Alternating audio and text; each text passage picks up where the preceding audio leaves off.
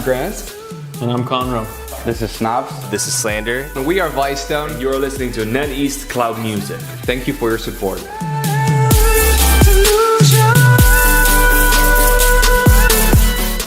Yeah, so basically when we started producing, one of my goals at least was to make like a sound that nobody else was doing, and it kind of took me a while to figure it out, but it did come like pretty organically. In high school, me and Scott used to listen to hip hop all the time, and then at the time where we got into DJing, we were like super into trance music, both of us, and so then it got to a point where we were like producing trap, but we had like this love for like trance music, and so I really wanted to make like a trance trap song, and in my mind like it just sounded like a bad idea, but then there's just a part of me that's just like, I want to make it just for me, like I don't care if anyone else likes it, like I just want to make this song because that's what I want to hear. And yeah, the first one we did was a remix of a Above and Beyond song called Love Is Not Enough, and yeah, I just came up with the word heaven trap for it because I wanted to describe it somehow, and there wasn't really like a term for like kind of trance bass or trance trap kind of stuff. And so like the heaven part came from, like I was trying to make a word for euphoric, but it was a place, and so heaven was like the only place I could kind of pinpoint that. So it's like heaven trap is euphoric trap, but I just wanted to, instead of having euphoric, I wanted to be a place. So yeah, it's basically trance and trap music, and you know, our whole thing when we started that was just we want to make people cry at the trap show, and that's our unique thing.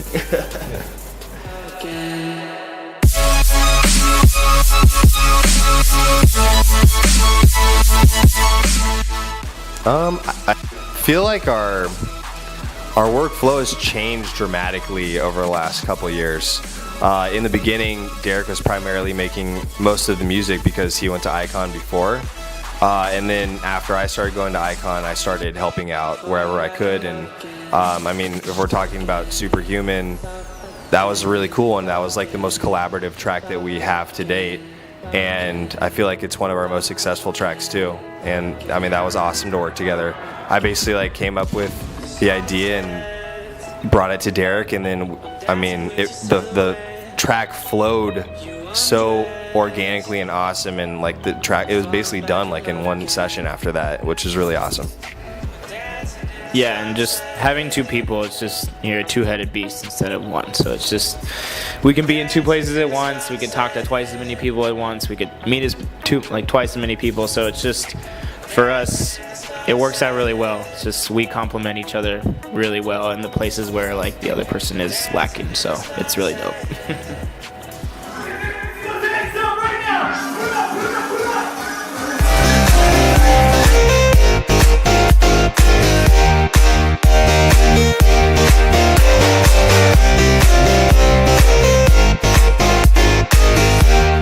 When we released Nevada, you know, we had no idea how the track would do, and we were kind of on the fence about it. We had no idea how it would perform. We know we liked it, but we didn't know how others would like it. And you know, a year after we came to China for the first time, we played in Shenzhen, Guangzhou, and there's another one. Oh no, those two cities. Yeah. And the reaction there was incredible, and we had no idea why and how they all knew the song. And then some other people told us that it did very well on Chinese social media, and it just makes us super grateful. We're so happy, you know, that the Chinese fans are embracing the track, and it makes us very, very happy to be here. And I can't wait to play it out tonight. It's going to be a big moment.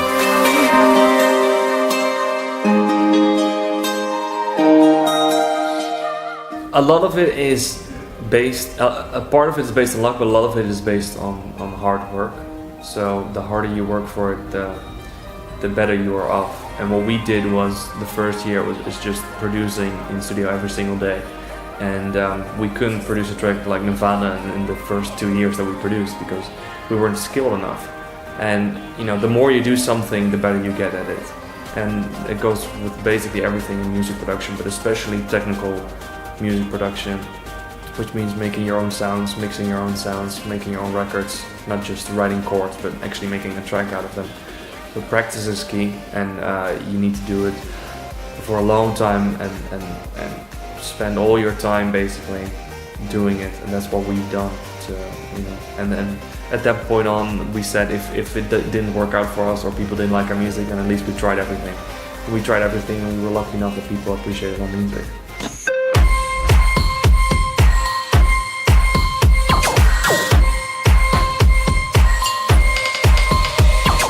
I'd say like when making music, it's very important to, for me at least, I always consider like how I'm feeling at the very beginning, and like how do I channel my emotions into the music, and then how can I kind of tailor that to also resonate with other people in like the most kind of accessible way, you know? Totally. So, yeah, what do you think? Oh, I completely agree. I think it's one of those things where I always like picture my music writing as a journal.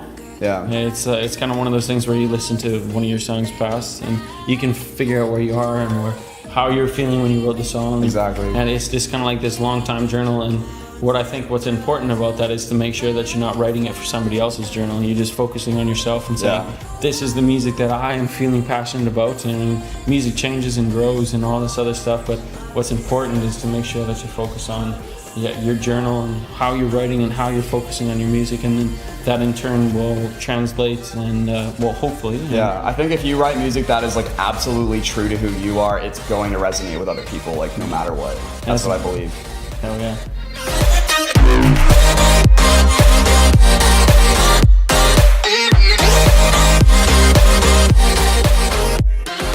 You want to go first? Yeah, I'll go first. So for anybody who's not familiar with my music, I think they should go check out the song "Are We Still Young." Yes. It's a song about. Yes. Yes. It's a song about. It's a great song. I love it. Yeah, it's one of my more recent songs, but it's about like kind of being like feeling like you're growing older and kind of like feeling very nostalgic about who you were as a kid, and like coming to terms with being an adult, I'd say. And it's very hard to go from living with a family and growing up with this huge support system to then being just kind of tossed out into the world and like having to come to terms with what it means mentally, and like also putting in the work to be successful. And I don't know, it's just a lot of like turmoil growing up, you know? Well, I think what exactly it is like you accept who you are and how you grow, and how I listen to it is exactly a completely different perspective as somebody who's 16 is going to listen to it and love it. Everybody's perspective, but age isn't a part of it. It's about the music and how it translates to you and how you can represent it on yourself. For me, when I hear the song, I'm a little bit older than Grant, but I hear the song, and when I listen to it, it means something different for me than it means to maybe other listeners and this and that, I think. Yeah. Well, I think one of the coolest songs was actually the first connection that I made with Mike, who's creeping at me right now.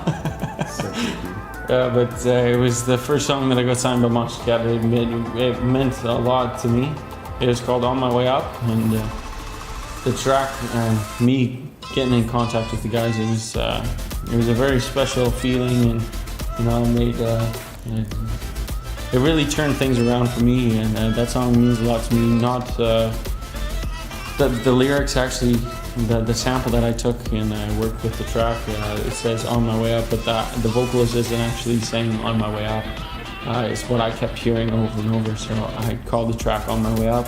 And that's cool. Outside of that, yeah, it was really cool. And outside of that, I feel like it really represented how I was feeling with music and where I was trying to go and how hard I was working on music. And the song just kind of somehow appeared. I was working so hard. I was living on a chicken farm. All of a sudden, next thing you know, I created the song, and he wasn't saying the words that he was. Everybody kind of realizes that it has to be said, but I kept hearing On My Way Up, and I felt like, no, I'm on my way up.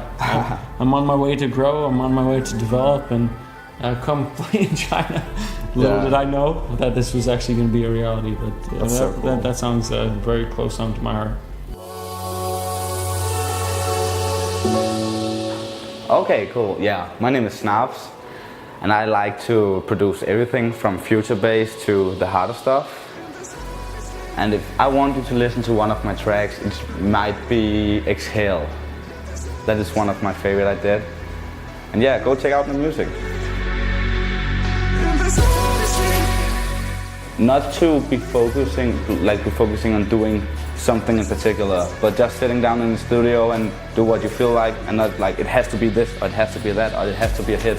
Just make your mind float and do what keeps coming. I like to watch Harry Potter, and when I listen to music, I like to listen to the kind of music I make, and from the EDM, but I also like to listen to hip hop and The Weeknd, and I like to listen to everything actually. Denmark is only 6 million people, in the whole country, and in Beijing it's 30 million, so it's really big and it's really hot, also compared to Denmark, but the city looks really nice and friendly as well. I already love Beijing, it's a nice city.